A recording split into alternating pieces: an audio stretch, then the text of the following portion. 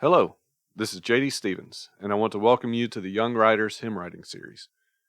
If you've been following along with the assignments, you've identified a topic for your song and done a lot of research or Bible study on the topic.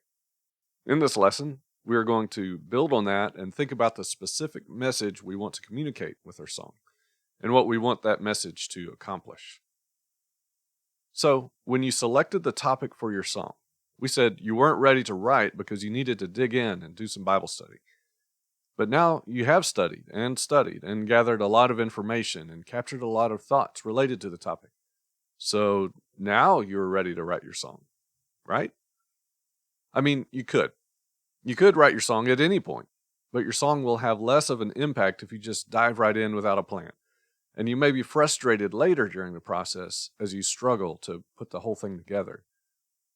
To this point, you've been gathering materials. Now, we're going to lay the cornerstones of the foundation. The next step then is to decide what to say about your topic. And to do that, you need to decide what you want to accomplish. But you could say, I already have a topic, so doesn't that mean I already know what I'm going to say? So at this point, I want to define some more terms and show how they're related. So when I say topic, what I'm talking about is what is under discussion. And when we define that, we understand what is fair game for including in the song and what doesn't belong in the song. We've kind of drawn a circle around this is what can be in the song and what should be in the song. Now we want to talk about the purpose. The purpose is the reason for singing this song, the song that you're writing. What is its purpose?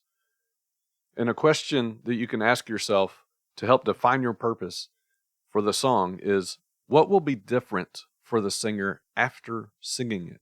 How will they have changed? We can also look at the other side of it and ask the same question, what will be different for the listener after hearing it?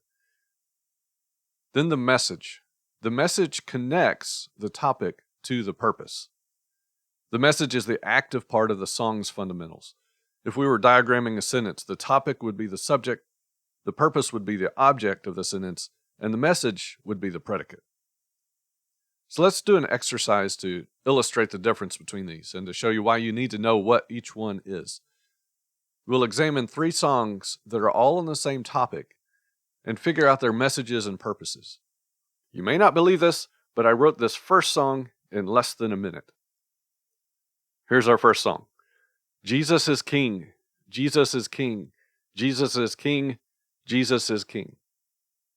So the first question we want to ask ourselves is, what is the theme?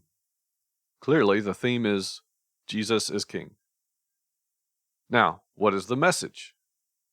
Well, the message is also Jesus is King. So what is the purpose, if that's the theme and the message? The purpose is to say that Jesus is King. So in this song, basically all that you have is a theme, and the message and the purpose are the same thing as the theme. Well, let's look at another song, also written pretty quickly, but now with extra rhyming.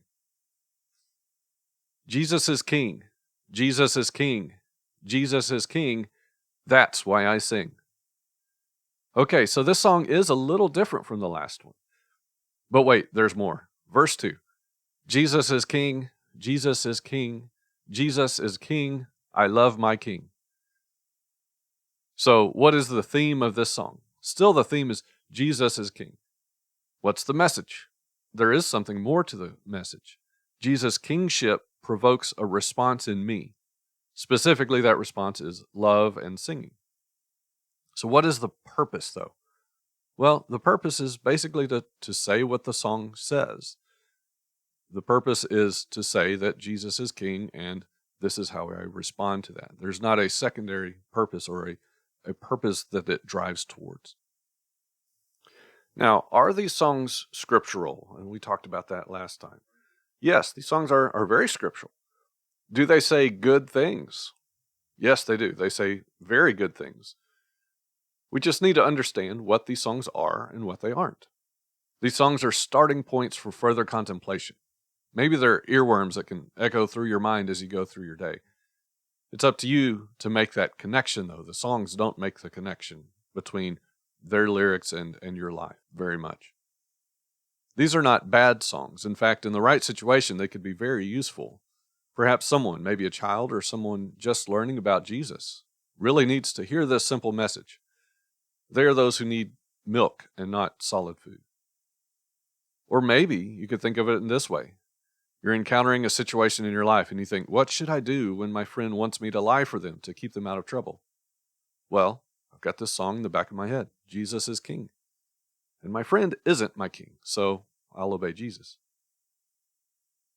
Now let's read the lyrics to another song on the same theme, somewhat the same message, but with more detail, more messages, and adding to that more clarity of purpose. And for that, we turn to Psalm 95. O come, let us sing for joy to the Lord. Let us shout joyfully to the rock of our salvation. Let us come before his presence with thanksgiving. Let us shout joyfully to him with psalms. For the Lord is a great God and a great King above all gods, in whose hand are the depths of the earth. The peaks of the mountains are his also. The sea is his, for it was he who made it, and his hands formed the dry land. Come, let us worship and bow down. Let us kneel before the Lord our Maker, for he is our God, and we are the people of his pasture and the sheep of his hand. Today, if you would hear his voice, do not harden your hearts as at Meribah, as in the day of Massah in the wilderness, when your fathers tested me. They tried me, though they had seen my work. For 40 years I loathed that generation, and said, they are a people who err in their heart, and they do not know my ways. Therefore I swore in my anger, truly they shall not enter into my rest. So, you may remember the lyrics to the first song, or maybe even the lyrics to the second song that we looked at. This one would be harder to remember the lyrics.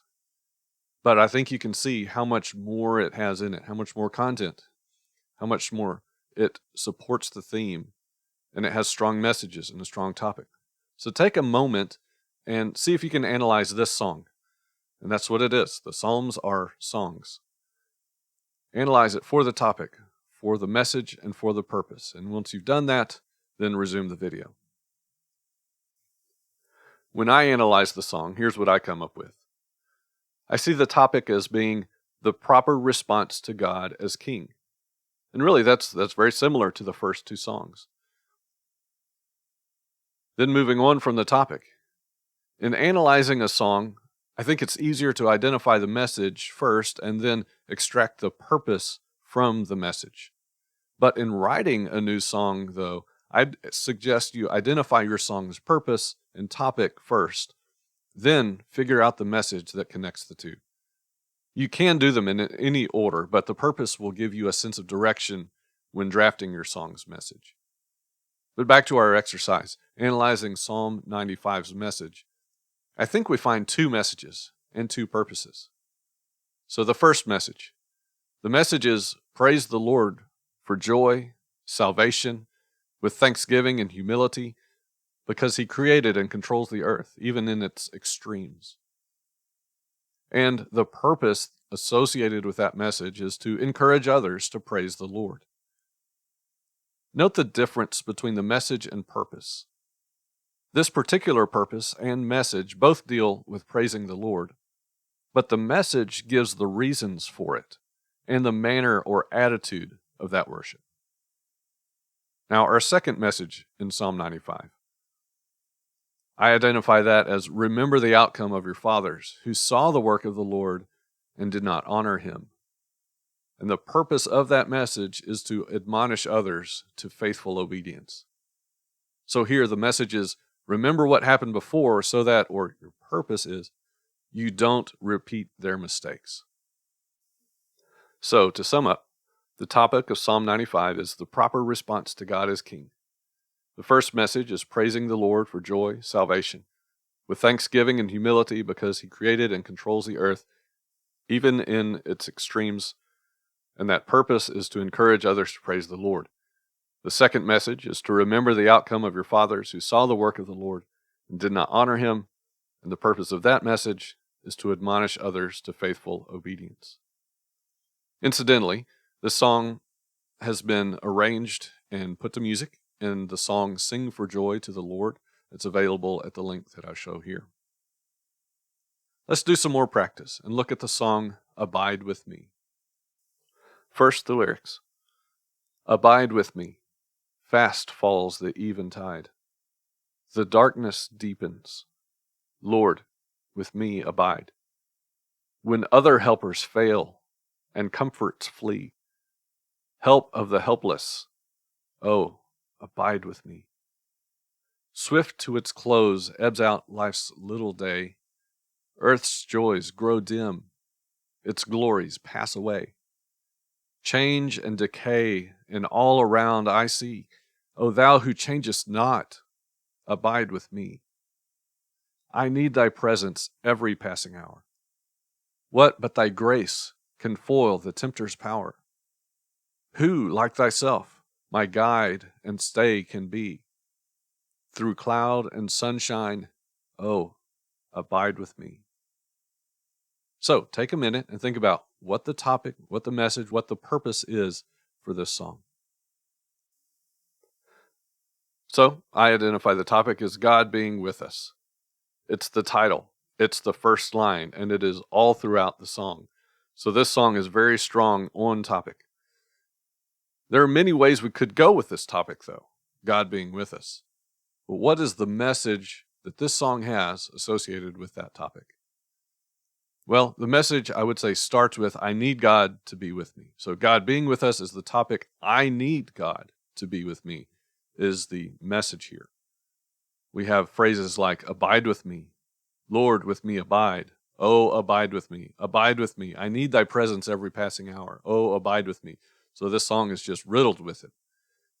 The heart of the message is a plea, but that isn't all the message. I would continue our definition of this message as, I need God to be with me because I face problems and temptations. We have darkness. Fast falls the eventide. The darkness deepens. We have death and change. Swift to its close ebbs out life's little day. Earth's joys grow dim, its glories pass away. Change and decay and all around I see. And we have temptation. Foil the tempter's power. And in summary, we have be with me in cloud and in sunshine. That one's just kind of thrown in there. It's not a theme of the song. But we want God to be with us when it's dark and when it's bright. But this message, this portion of the message, only tells me why I need someone. So this song goes a step beyond that and just saying, I need someone. Why do I need God with me? And the song tells us that. I need God to be with me because I face problems and temptations, and no one can help like Him. That to me is the full message of this song. We see that others fail, but God is different. Other helpers fail, but He is the help of the helpless. He does not change. And then we have rhetorical questions. What but thy grace can foil the tempter? Who, like thyself, can be my guide and stay?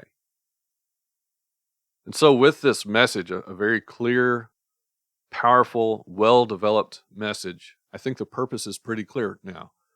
And it's very closely tied to the message and to the theme. The purpose is to ask God to stay with me. That's the heart of the message. But more than that, the purpose is to convince God to stay with me. The entire song is a thoroughly reasoned plea. It glorifies God and it appeals to His compassion toward the helpless. It's showing God how much we need Him so that He will be moved to help us. You may want to continue doing this some on your own. Just find another song and try to identify the topic, try to identify the message, and then try to identify the purpose of the song. If it's difficult to identify the message or the purpose, think about why and think about how you want your song to be stronger in that area so that it has a clear purpose with a clear message. To recap, 1 Corinthians 14 verse 26 says, "Let all things be done for edification." This is a basic general purpose for a song. But how will we edify with our song? In what way are we trying to build up with our song? A song with a topic that has no message cannot connect to any purpose. A message without a topic may have purpose, but it may be unfocused and struggle to accomplish the purpose. A topic with a message but no purpose is just going to spin its wheels saying things. But a song that stays on topic with a clear message that moves toward a specific outcome will help accomplish the purpose of edification for the singer and the hearer. Your assignment for next time will be to identify your central message and to identify the purpose for your song. So let's start with the message. You have a topic, but you need to define the message around that topic. To do that, try to express it in one sentence or phrase. If it gets too long and wordy, it may mean that your message is too disjointed. In Psalm 95, we saw there were two messages, but those were connected. If you didn't notice that, go back and look at that. Those messages aren't two different messages. They're really one. But try to express your message in one sentence or phrase and be as specific as you can in that sentence. The topic is very high level. It can be kind of generic and broad. But in your message, you really want to be very pointed. So here's an example. A good topic would be praising God. A good message would be praising God for salvation. But a better, more specific message would be thanking God for forgiving my sins through the death of his son. So that's a very specific message, a very specific approach to that topic. Another example would be doing good. That's a good topic. A good message for that topic could be help the needy. There are different ways of doing good. This song could be about helping the needy. But a better, more specific message would be when you give to the needy, you are giving to Christ and becoming like Christ.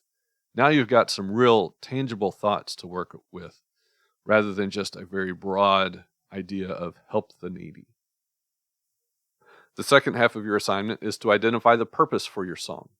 And remember those questions. How will it change the singer? And how will it change the hearer? Remember, you may want to do this before your message. It's up to you. Or go back and forth, refining each. You can even adjust or even change your topic, or go back to your Bible study and do more. Nothing really needs to be locked in until your song is completely done. And most hymnists will tell you their songs are never done. They're just released, kind of like raising kids. It's just time for them to go at some point. There's always more work to be done. But for identifying the purpose for your song, try to make that clear. Make it very clear in your mind and try to write it down in a sentence so that you know exactly what you're trying to accomplish. And you can go back and check this line, this verse, this phrase that I use, this word that I chose. Does it help me accomplish this purpose, or is it getting off track? Or on the positive side, you can look at your purpose and look at your word choice and say, what can I say here where I chose an easy word that I could think of quickly? Is there another word? Is there another phrase? Is there a figure of speech I could use that could really accomplish that purpose in a much stronger way than I have? So that's what's coming down the road. But first, you have to know what your purpose is so that when we get to writing lyrics, you'll have that in the back of your mind or in the forefront of your mind as you're working on your lyrics. That's it for Lesson 4 of the Young Writers series. I want this series to be useful to anyone interested in writing a hymn, so please give me feedback in the comments. Up next is Lesson 5, Song Structure. Once you have your message and your purpose, you're going to have to decide how to organize your song's content to tell that message. So we'll look at some different ways that you can do that. Thank you for watching, and may the words of your mouth and the meditation of your heart be acceptable in the sight of the Lord.